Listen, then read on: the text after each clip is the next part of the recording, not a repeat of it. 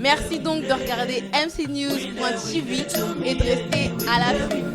Yo yo yo yo yo yo yo yo, ndugu zangu mapipo, hapa ni Wani S King Mokonji Brdush comme mfalme wa mitaa Daniel Yesu Nabi depuis Namur, Belgique.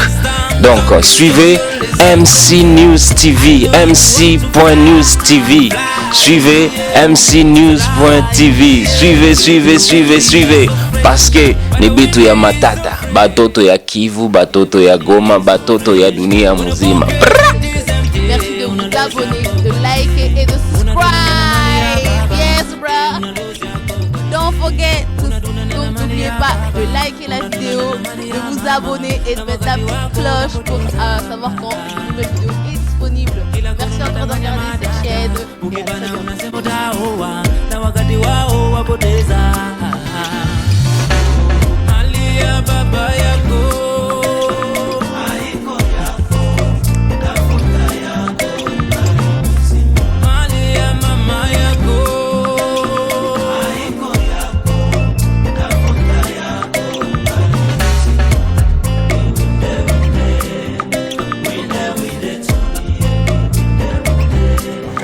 Voilà, chers auditeurs, auditrices de MC.News TV, merci d'être nombreux, de t'abonner sur ma page MC.News TV, YouTube et Facebook. Et désormais, MC.News TV est sur Twitter. MC.News TV, aujourd'hui, je reçois un de Namurois, un des jeunes actifs sur Namur, Monsieur Agostino. Bonjour Agostino. Bonjour. Bonjour.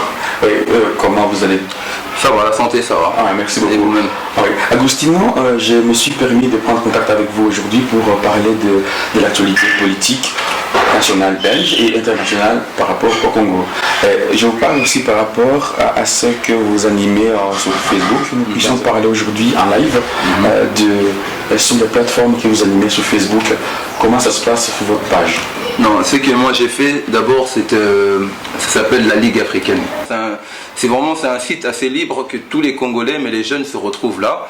On se donne des conseils, il y a des jeunes de l'Allemagne, il y en a des États-Unis, c'est tout le globe quoi. Et sur ça, vous permettez, en tout cas parce que vous le faites, et vous animez des propos, vous gérez les propos des gens sur ces groupes-là? Je gère souvent les propos, qui veut dire que si aujourd'hui il y a un gouverneur ou un leader congolais qui fait des bêtises et que je sens que la bêtise, que les Congolais ne le voyaient pas vraiment, je fais que les gens vont commencer à débattre sur le message que j'ai mis. Voilà quoi. Voilà, merci beaucoup Agostino. En tout cas, merci et félicitations pour ce groupe. Merci. Voilà, chers auditeurs et auditrices du MC.News TV, j'ai décidé en tout cas de prendre en intervention un des jeunes namurois.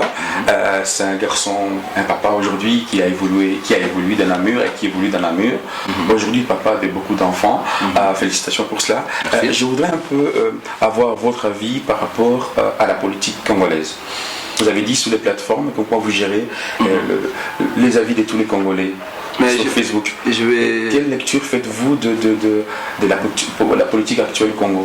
Moi, c'est que je dirais que la politique congolaise, aujourd'hui, nous critiquons la politique congolaise de maintenant parce qu'il y a eu Internet, il y a eu les sites et tout, mais le temps de Mobutu, ça a toujours été pareil. À part que dans ce temps-là, il n'y avait pas d'Internet, il n'y avait pas de suivi, mais aujourd'hui, les gens sont plus actifs. Ce qui veut dire ce qui se passe au Congo, ça s'est toujours passé. Mais aujourd'hui, comme on le voit en live, ça devient ça devient dangereux à nos yeux, tu vois. Mais c'est pour dire que la politique de maintenant du Congo, c'est la corruption. La corruption, qui veut dire qu'on t'achète facilement. Et c'est pour dire que, déjà le Congolais lui-même ne mange pas 3 fois ou 4 fois par jour, qui veut dire que si tu as 100 €, tu peux corrompre facilement une personne. Le Congo, le gouvernement de maintenant, c'est plus la corruption. Il y a du bien qu'ils font. On ne va pas dire que tout est mal. Il y a du bien qu'ils font. Comme là, on voit qu'il y a les 100 jours. Voilà. Agostino, ici nous parlions de la situation, de ta lecture en tout cas, de ce que tu fais de la politique Congo. Ici tu as parlé de l'époque Mobutu, de l'époque, je suppose, de Kabila. Continuons sur ce Moi, ce que je dirais, c'est qu'on ne peut pas dire que tout ce qu'ils sont en train de faire est mal. Parce que les 100 jours du nouveau président Félix Tshisekedi, et quand on regarde, il y a des constructions qui sont en train de construire, il y a des gens qui se retrouvent aussi, tu vois, il y a le pays aussi qui commence à... Les 100 jours qui sont flatteurs. je veux dire qu'on peut dire qu'ils sont flatteurs, mais derrière cette flatterie, il y a quand même le pont qui s'est fait, il y a quand même une route qui a pris place et tout, tu vois. Mais le truc qui est là, c'est que le Congo, avec la pauvreté du Congolais lui-même, parce que notre président déjà, Félix, il habitait Bruxelles. Vous le connaissez comme président? Oui, on le reconnaît comme président parce qu'il a été élu. Ouais, on ne peut pas courir après Martin Fayoulou, tandis qu'on voit bien que c'est comme ça. Il faut suivre le système. Maintenant, qu'est-ce qu'on doit faire? Aujourd'hui, Tshisekedi, il engage le Congo. Pour moi aujourd'hui, c'est qu'on doit aider Tshisekedi. Il a été choisi par Kabila en étant président. Ça, on est tous conscients, on le sait. Mais maintenant, on est passé sur une nouvelle étape. Comme il a été mis, maintenant, ok, on l'accepte lui en tant que président. Maintenant, qu'est-ce qu'on va faire? On va essayer de parler à notre président pour changer les choses. Pour qu'il aide aussi la diaspora congolaise. Parce qu'aujourd'hui, nous vivons ici, en Europe. Mais nos projets, c'est de retourner à Kin. Un jour que Félix puisse nous ouvrir les portes, puisse nous donner du travail, c'est tout ça. Pour qu'on puisse faire avancer le Congo, toi. Et c'est ça qu'on aimerait bien. C'est pour ça qu'on ne peut pas toujours critiquer une personne. Ça aide pas, la critique, ça met plus la colère que... Merci beaucoup. Ici, je te sens un peu en rage par rapport en tout cas, au propos de vous qui êtes dans la diaspora. Vous critiquez, vous avez un président, Martin Fayoulou, qui vous désavouez en tout cas, je le vois. Ta lecture par rapport au gouvernement qui l'a supposé? Pour moi, le gouvernement qui n'est pas mis en place, je trouve que je suis content que Félix fait freiner ce gouvernement, qui prenne le temps. Parce qu'il faut savoir choisir les bons éléments. On a eu les États-Unis, l'Union européenne qui ont dit à Félix que toutes ces personnes qui ont des arrêts internationaux, qui ont des sanctions internationales ne peuvent pas figurer dans le nouveau gouvernement. Et quand on regarde bien, le FCC nous met tous ces personnages-là. C'est tout à fait normal que Félix le freine, parce que si Félix ne freine pas ça, lui aussi de l'autre côté il a des problèmes. Félix est tenu entre deux cordes. Il est tenu par Kabila. Il est tenu par l'Union européenne, les États-Unis et tout. Vous voyez?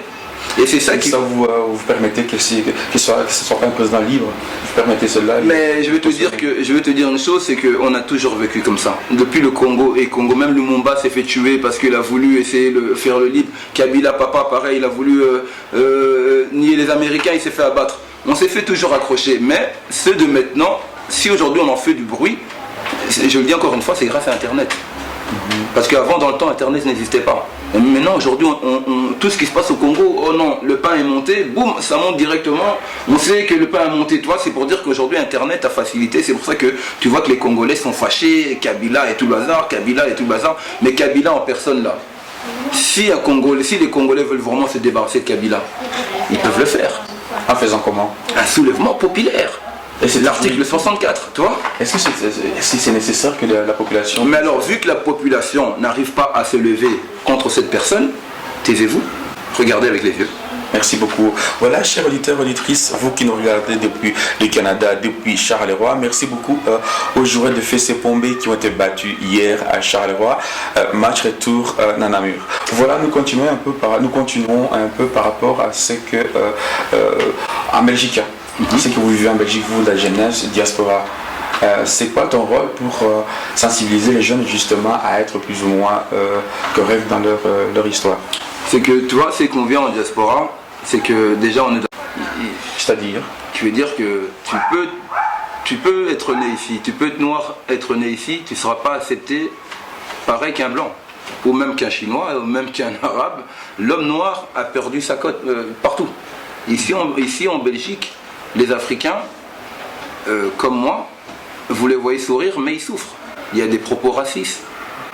On vit beaucoup de choses, tu vois. Est-ce que vous croyez qu'un homme blanc, si on le dépose au Congo, il ne va pas souffrir non plus du racisme? Non, c'est pas la même chose. Parce que la plupart des blancs qu'on a vus au Congo, franchement, on peut dire que ces blancs-là, à part peut-être c'est le chemin que j'ai pris, que je suis tombé souvent sur ces styles de personnes, mais on voit que ces gens-là, ils ont la belle vie. Hein.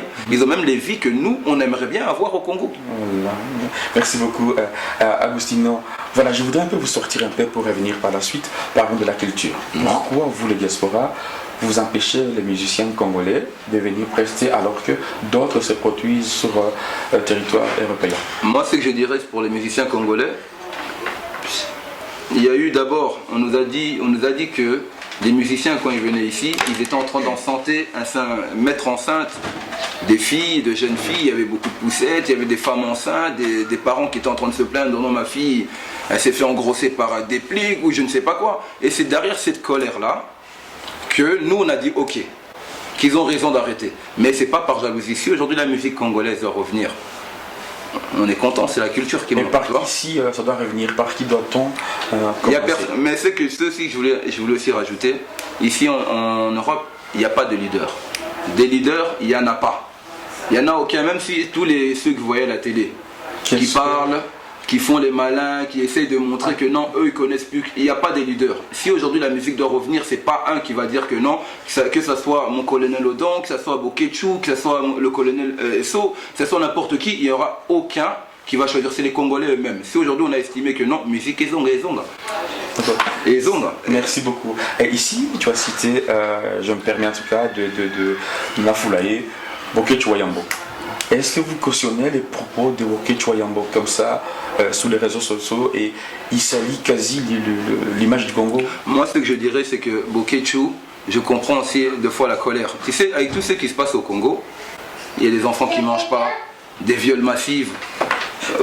Boketchou, que vous voyez là, la colère, c'est un peu normal, on est humain.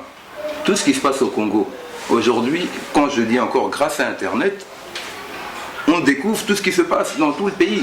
C'est-à-dire que quand tu vois un enfant violé, une femme violée, des fausses communes, là, des trousses qu'on met 200 personnes, oui. Voilà, tout ça, ça fait mal. Alors Boketchou, on sait le garder, mais Boketchou, tellement qu'il est dépassé, il doit le sortir, tu vois, il doit le dégager. Boketchou qui est dépassé, les autres ne sont pas dépassés. Moi, je trouve que, je veux dire que les autres sont dépassés, mais en silencieux. Tandis que lui, il le dégage directement, il le montre son mécontentement, que non, je ne suis pas content. Justement, je voudrais juste intervenir par rapport à l'action des Congolais. Est-ce que vous ne trouvez pas que par rapport aux 9 voisins du Congo, que le Rwanda vous encaisse, peu importe ce qui se passe au Rwanda, ils ne critiquent pas, alors ils souffrent de la même manière. Il fait déjà chaud.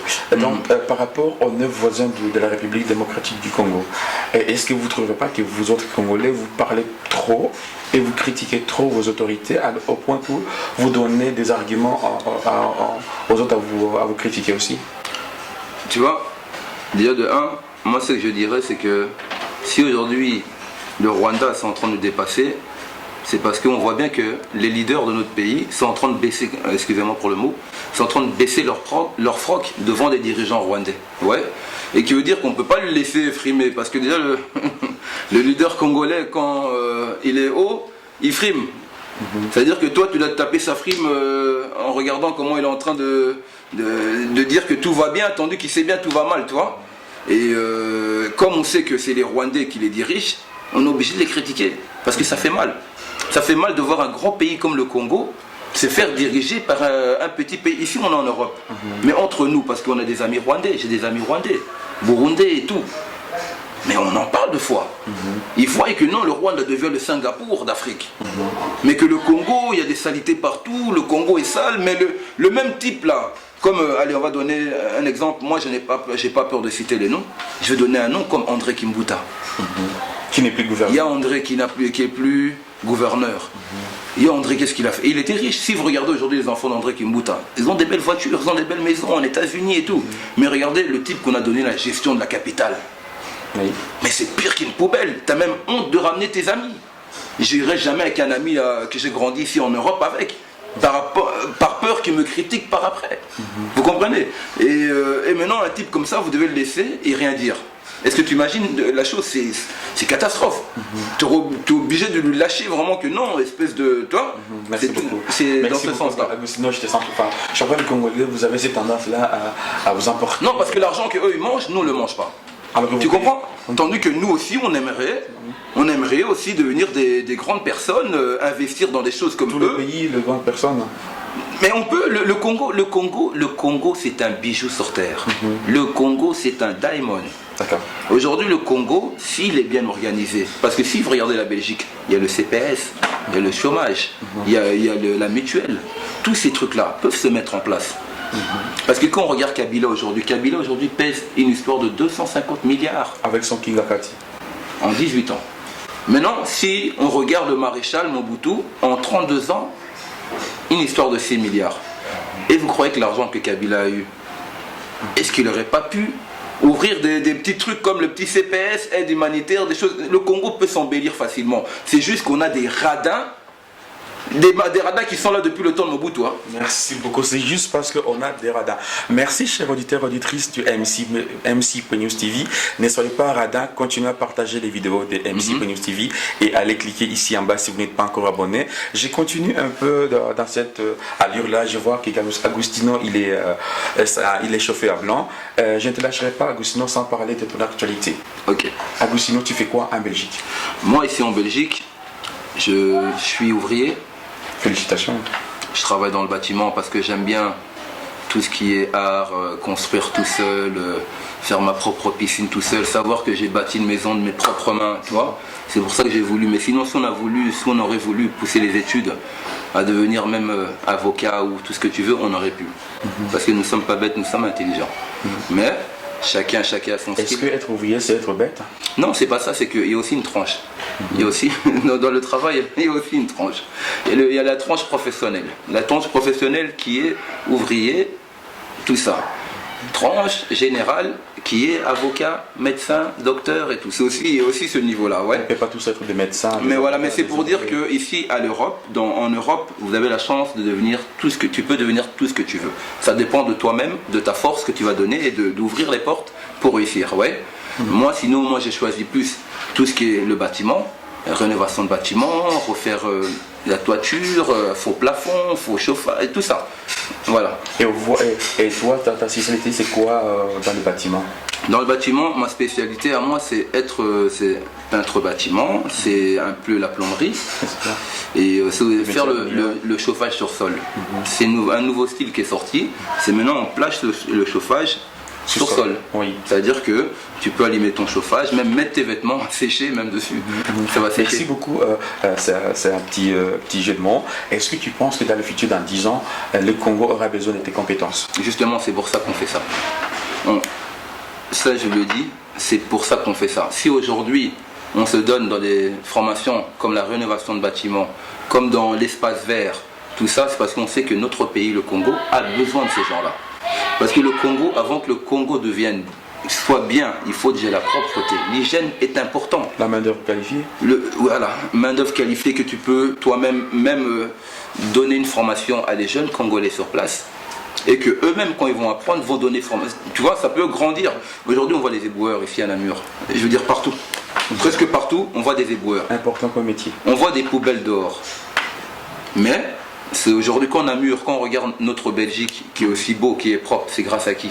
Aux éboueurs. C'est grâce aux éboueurs. Tout ça, c'est le travail professionnel. Si. Tu vois? Les avocats, c'est pour te défendre devant la barre, tu vois. Voilà. Mais le Congo n'a pas besoin de ça. Chers auditeurs, merci.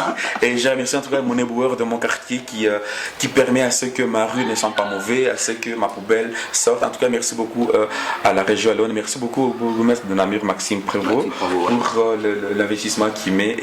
Et dommage pour les travaux qui nous embêtent un peu dans Namur. Je dénonce. Voilà, cher Agustino, merci beaucoup.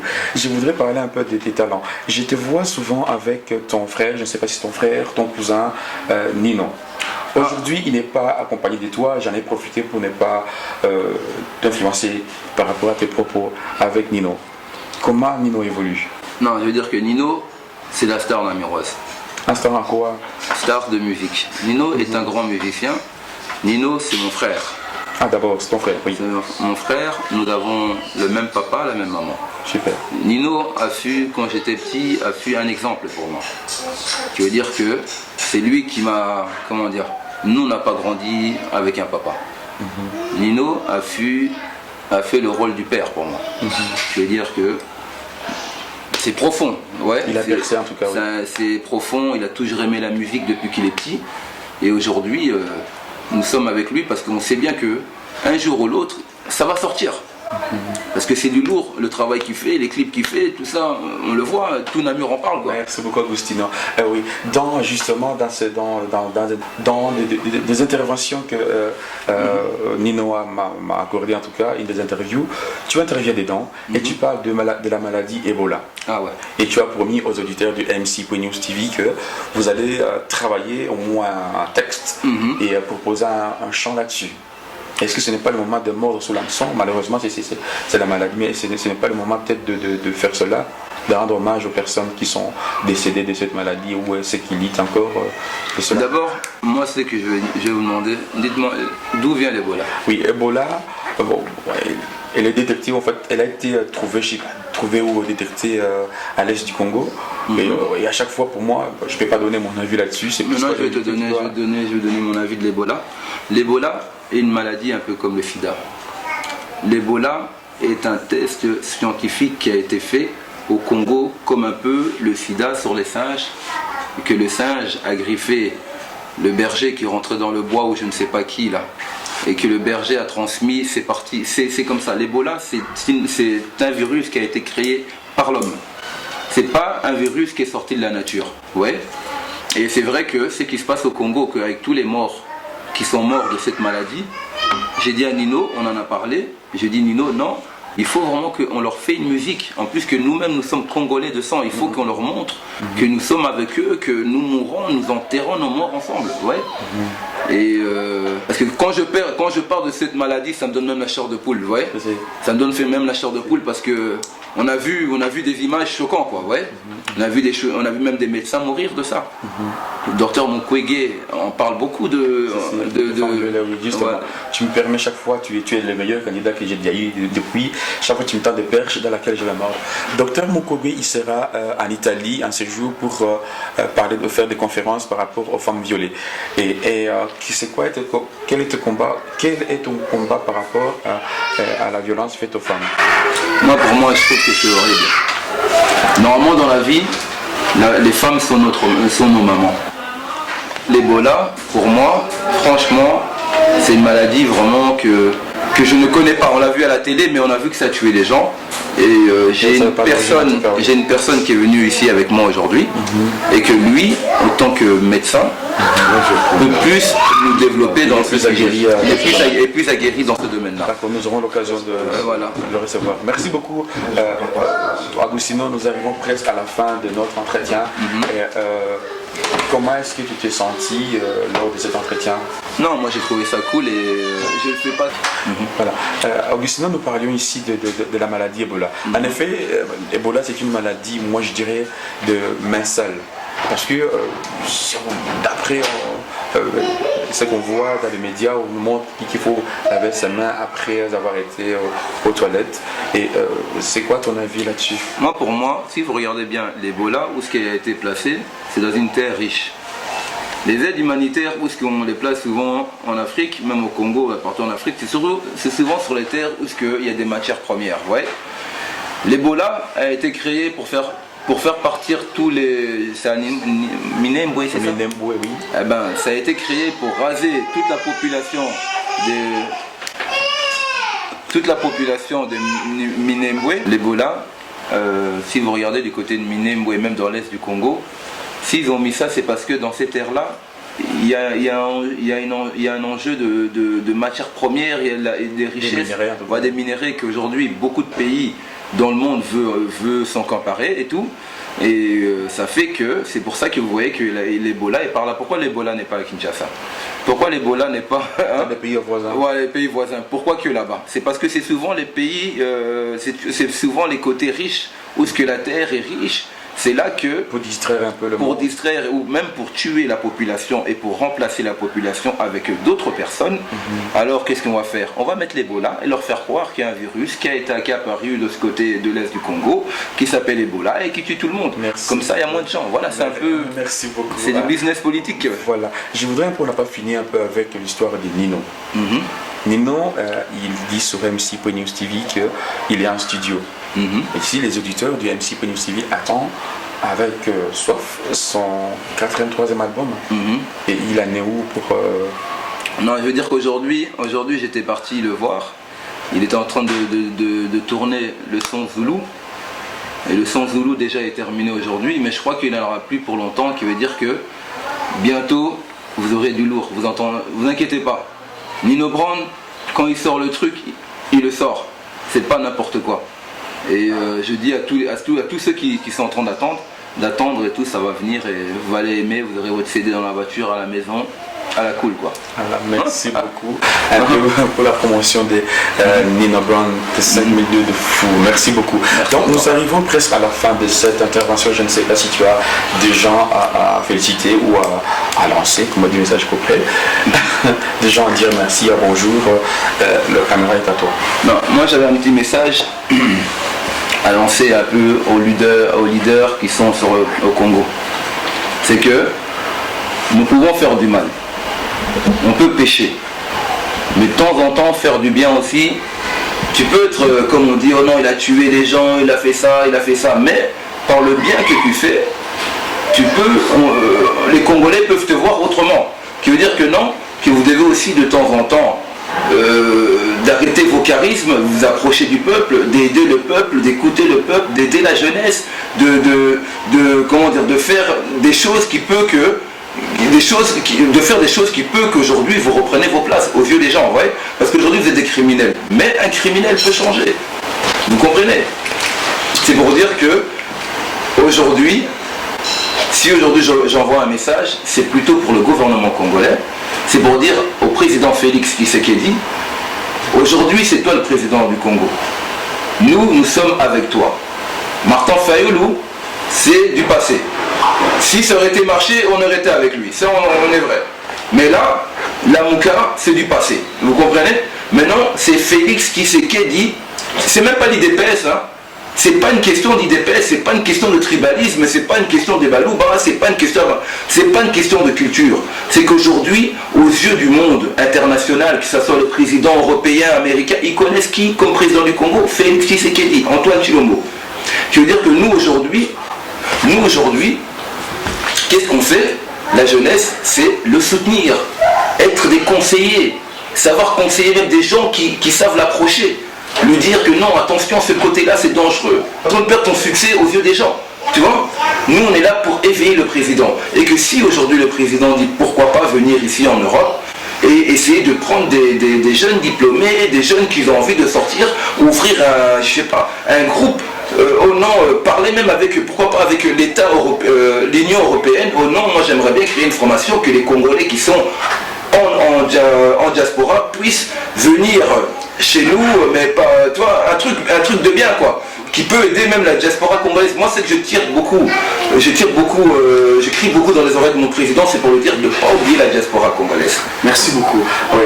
Cher frère, j'aimerais aussi que tu parles un peu du combat de Gogan.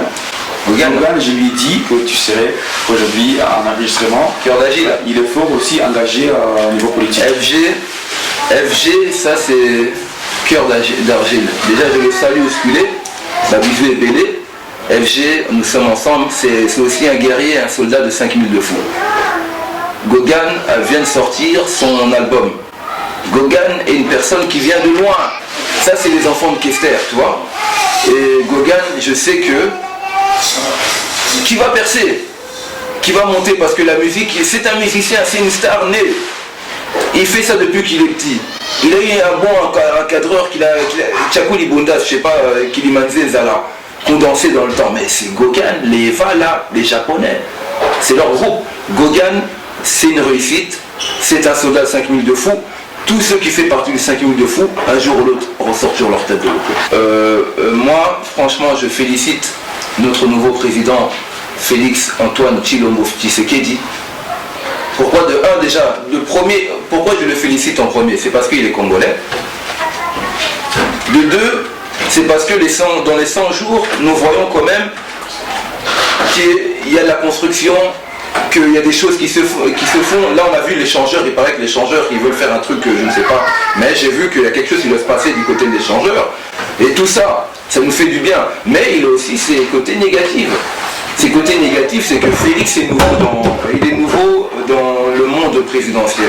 Il est nouveau président comme il est là. Kabila, ça fait plus de 18 ans ou 19 ans de pouvoir. Il faut comprendre le pourquoi que Félix, deux fois, il y a des côtés qui n'arrivent pas. Parce que si on peut dire la vérité, l'armée congolaise, c'est eux qui font les vrais ennemis du Congo. Je le répète. Parce qu'on lance toujours la pierre sur Kabila, sur Félix, sur un tel. Les vrais ennemis du Congo, c'est l'armée congolaise. Une armée qui sait qu'à sa tête, un ordre mal donné, on ne peut pas le réaliser, qu'à sa tête, il y a des colonels et des officiers qui sont rwandais ou qui sont des autres pays, ils voient bien que non, cet officier n'est pas enfant du pays, mais il suit les ordres, c'est eux les mauvaises personnes, c'est l'armée congolaise, parce qu'ils écoutent des ordres mal donnés, parce que si aujourd'hui l'armée, on a vu dans les autres pays, c'est l'armée qui a repris le pays. C'est l'armée qui a aidé le soulèvement pour voilà, comme l'Égypte, c'est l'armée qui a aidé le soulèvement, que les gens se soulèvent grâce à l'armée. Maintenant nous au Congo, si on se soulève, c'est ça aussi le problème. On n'a pas de protection. On n'a pas de protection. Les propres militaires vont commencer à nous tirer dessus. Et ça, vous espérez que ça va se rétablir? Nous, ce qu'on espère, c'est qu'un jour, parmi les militaires, les officiers, qu'il y a un David qui se réveille. Qu'il y a un David qui se réveille comme David et Goliath, qui nous fait tomber Goliath. Et quand je dis Goliath, je ne cite pas Kabila. Quand je dis Goliath, il y a pire que Kabila. Il y a des Occidentaux, il y a les Américains, il y a les Russes, il y a les Chinois, il y a les Indiens, il y a les Libanais. C'est ça qu'on nous dit qu'on veut un David. Le David qui sait faire montrer à tous ces races-là, que le pays, le Congo, appartient tout d'abord aux Congolais, pas